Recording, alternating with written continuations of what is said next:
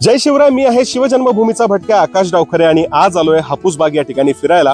हापूसबाग महालाचा part दुसरा घेऊन आलोय तुमच्या भेटीला.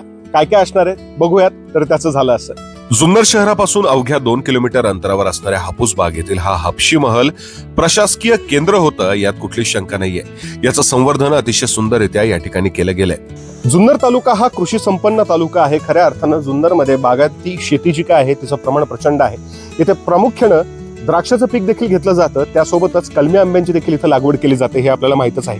परंतु तुम्हाला हे माहित आहे का की स्वतः मलिक अंबर याने परदेशातून जे काही कलमी आंबे आहेत आणि हे काय द्राक्षाचं पीक आहे हे आयात केलं होतं आणि त्याची लागवड या जुन्नरच्या प्रांतात केली होती, याचे देखील पुरावे सापडतात. या ठिकाणी शिवपूर्व काळातल्या अनेक दगडी जात्यांचे असतील, भांड्यांचे असतील अवशेष पाहायला मिळतात. त्यांचं उत्कृष्ट असं जतन या ठिकाणी करण्यात आलेलं आहे.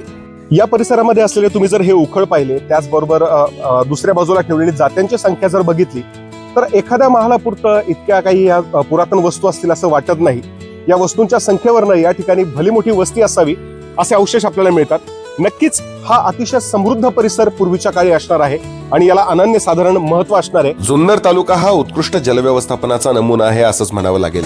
ज्या पद्धतीनं मलिक अंबर हा योद्धा होता, त्याच पद्धतीनं तो जलनीतिकार देखील होता. खऱ्या अर्थानं जल व्यवस्थापनाचं गणित त्याला फार सुंदर समजलं होतं. जुन्नर शहरात जर आपण बघितलं तर अजूनही मलिक अंबर याच्या कालखंडामध्ये तयार केलेली खापरी पाईपलाईन सुस्थितीत आहे. अजूनही त्यातनं पाणी पुरवठा केला जातोय. माझ्या मागे तुम्ही जो काय हा तलाव बघताय, या तलावात देखील अशाच पद्धतीनं जल व्यवस्थापन करून पाणी आणण्यात आलं होतं. शहाजीराजे भोसले यांचा देखील याच्यामध्ये फार मोठा हात आहे असंच म्हणावं लागेल. कारण ज्यावेळी दिल्लीचा बादशाह शहाजहान हा बादशाहच्या गादीवर बसणार होता आणि त्याच्या विरोधात बंड झालं, तो जुन्नरला शहाजीराजे भोसले यांच्या आश्रयाला आला. त्यावेळी त्याची निवासाची व्यवस्था इथे केली होती, परंतु त्याचा सोबतचा जो काही लवाजमा होता किंवा त्याच्या आंघोळीची, त्याच्या पोहण्याची सोय व्हावी म्हणून बादशाह तलाव हा इथनं 1-1.5 किलोमीटर अंतरावर आहे, त्या ठिकाणी तो तलाव देखील बांधण्यात आला होता.